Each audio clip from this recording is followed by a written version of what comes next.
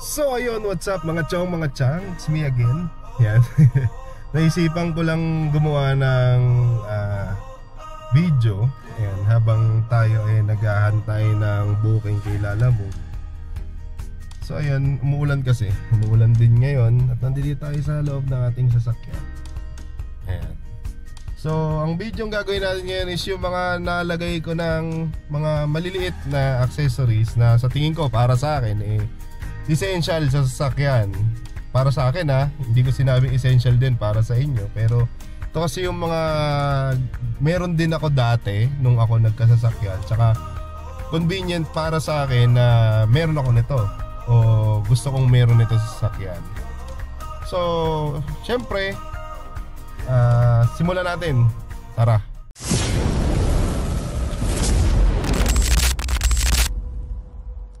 Ang unang nabili ko dito sa aking Suzuki Espresso is itong ang tawag dito, steering wheel cover.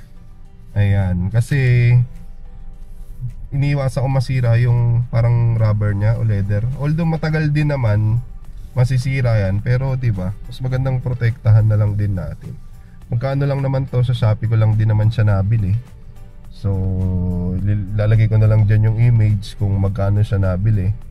Tapos yung next is itong dashboard cover na to.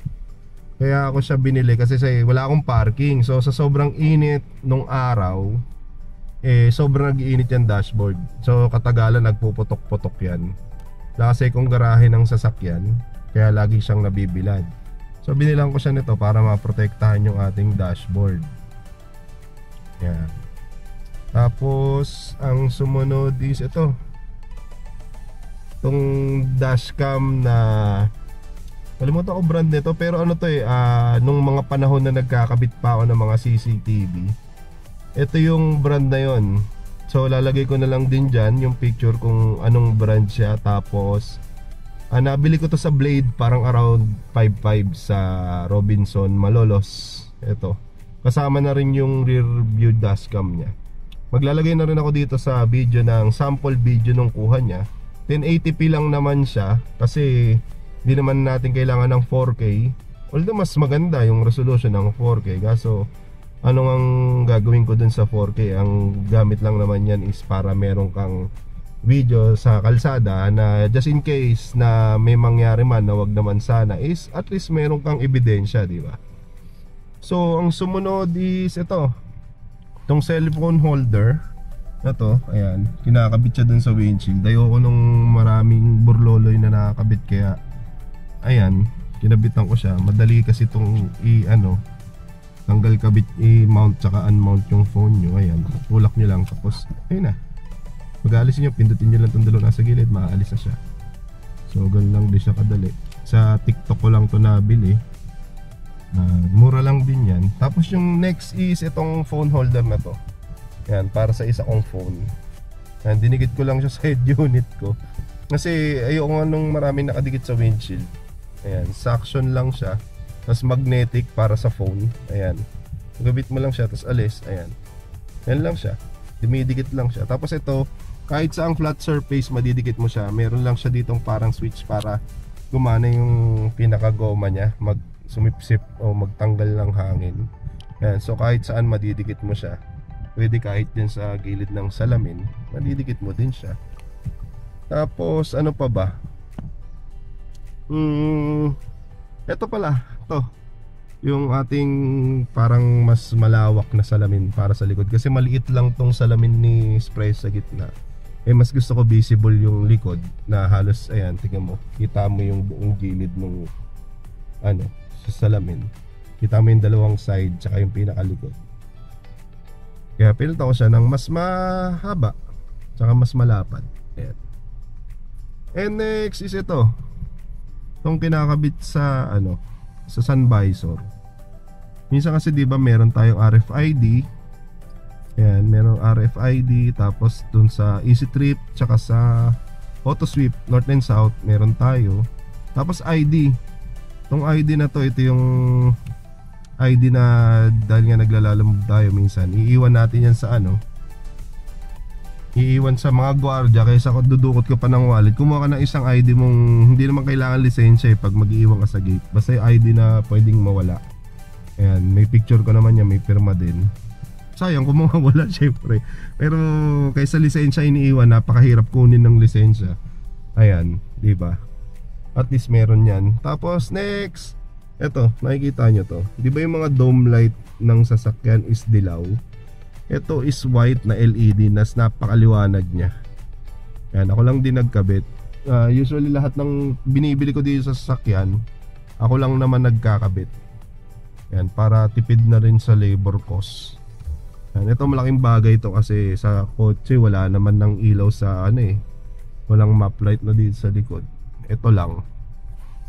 Yan lang ang ilaw niyan. So sa gabi gamit na gamit ko to. Yun nga lang, hindi mo siya magagamit na nakaunan tumatakbo ka. Kasi sa sobrang lakas niya masisilaw ka talaga. Tapos ang next ito pala, itong tint. Nagpatint ako sa harap lang, nano ceramic to. Kasi yung sa espresso, ganun lang, yung kapraso lang, yung galing sa kasa. Pag ganun, naduduling ako kasi yung view mo, kalahati maitim, kalahati maliwanag. Kasi halos ano ko yo, halos sayad ako sa bubong pero maluwag pa rin. Ayan. Kaya yung field of view ko masyado mataas yan, ganyan. Kaya yung field of view ko, kaya naduduling ako lalo na pagka sa gabi. Ang dilim dito, halos di makita yung sasakyan. Tapos dito maliwanag. Kaya pagka ano, halos malapit na yung sasakyan pagka makikita mo. Tapos ano pa ba? Next na inano natin, ito pa pala. Dahil nagkabit ako ng dashcam, ano na rin ako nito. Ito tong parang extension para maging tatlo yung saksakan. Para meron ka nung sa car charger ng cellphone, tapos yung sa dashcam. Hindi ko ginagamit yung USB kasi baka mamaya masira kung ito pa gagamitin ko. So hinayaan ko na lang siya sa dashcam. Pero pwede siyang saksakan ng ano USB para just in case na malobat ka yan. Kasi ito dual port na pwedeng sabay mag-charge na car charger para sa phone. At may extra slot pa ako na isa kung ano man ang ilalagay ko para dyan, diba? Next, ito yung gamit kong pabango is yung mga California scent. Ito marirecommend ko sa inyo to. Kasi itong California scent na to na ice, ang bango nito, promise. Mabango to, sobra. Nga lang medyo pricey to, pero at least mabango yung ano mo. Mabango naman yung sasakyan mo, di ba? Kaya yung ano, mabango tong sasakyan. Tapos ito, yung Coronado, ano to? Coronado. Basta yun, cherry. Mabango rin to, California scent siya.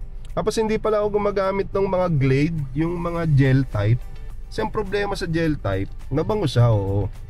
Ang problema, ang lakas niya makasira ng condenser, promise. Yung parang filter dito na nagpapalamig niya sa sasakyan nyo.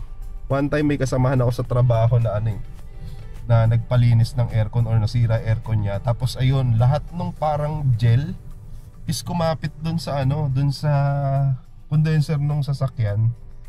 Kaya ayun, nasira. So ito pa isa, ito. Yan. Air freshener din siya. Nilagay ko lang to pero hindi pa nakalagay yung pinaka scent niya na lemon. Kasi baka iba-iba na amoy yung sasakyan, mas nakakahilo. Ito kasing California scent na to, mild lang siya. Mabango siya, oo, pero hindi siya yung mabangong nakakahilo. Lalo na sa akin, sensitive ako pagdating sa amoy ng sasakyan, nahihilo ko.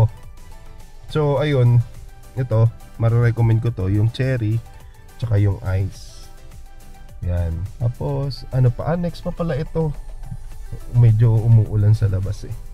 Pero ang isa ko pang nilagay dito sa labas, yung step seal. Ito, itong step seal na to. May sticker lang ya, carbon fiber. Ako lang din nagdikit, pinaklas ko to. Para every time mabababa kasi gasgasin ng pato. Yan, meron din yan sa likod. Bali, 4 na pintuan yan. Tsaka to, yan, tsaka yung sa likod sa top. Tapos ang next is ito.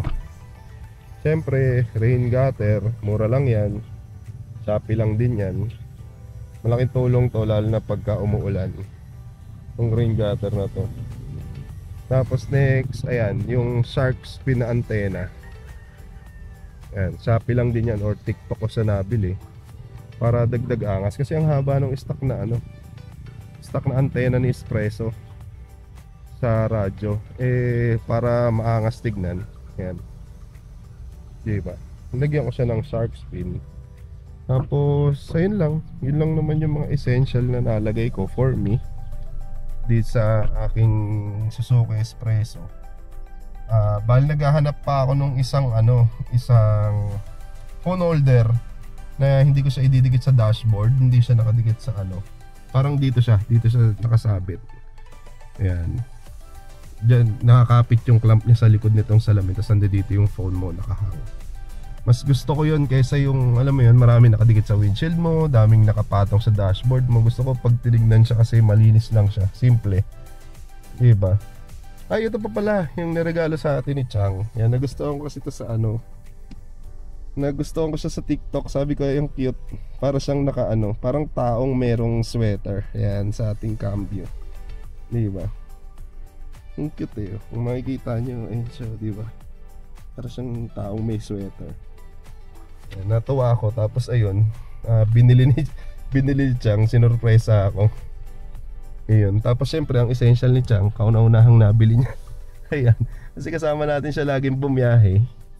Ayan. Kaya meron siyang dyan, penguin na unan. Ayan. Pag bumiyahe tayo, sumasama siya para una-una nalilibang din siya sa biyahe. Tsaka tipid kami sa aircon sa bahay.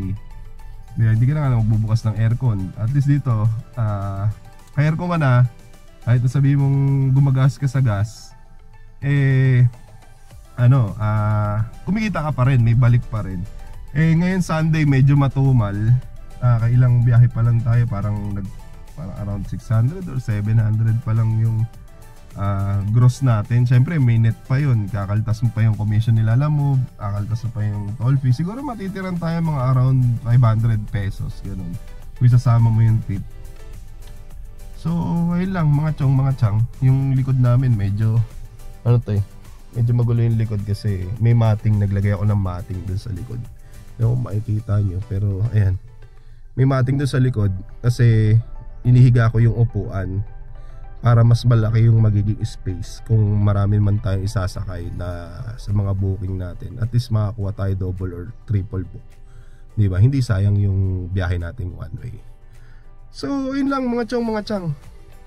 Sa ngayon hanap ulit tayo ng ating pang-anim na booking, pero pagkati naman tayo, uwi na rin tayo kasi Sunday ngayon.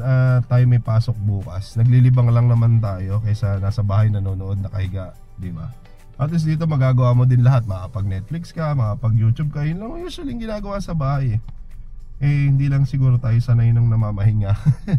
Although napapahinga naman, kagaya hindi naman biyahe ng biyahe. Kagaya nito, parang may 30 minutes na rin siguro mahigit na walang pumapasok na booking. Meron man, kaso mga yung mga book ng mga parang scam. So ayun, kung wala na, tayo naman hindi naman ito yung ating main na trabaho. May trabaho tayo, tapos sideline lang to, kagaya na sinabi ko. Kukunin lang natin dito yung panghulog ng sasakyan, para yung panghulog ng sasakyan is hindi na natin kukunin sa ating sahod pa, kasi medyo may kabigatan din, di ba? Kaya ayun, umabot kayo sa dulo ng video na to. Maraming salamat mga chong. Hanggang sa susunod na video ulit. Ingat!